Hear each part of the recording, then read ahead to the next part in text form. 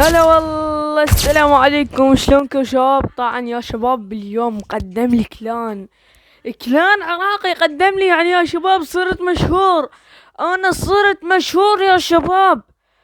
لا تنسوا تحطوا لايك واشتراكوا. طبعا يا شباب الكلان يعني قدمالي وانا قلت له اخي اذا تشاهد المقطع اعذرني ان نهاية السنة، وان شاء الله هدخل بكلانكم ان شاء الله. نشوف الاوضاع حبيبي. طبعا يا شباب اريد من عندكم تحطوا لايك واشتراك.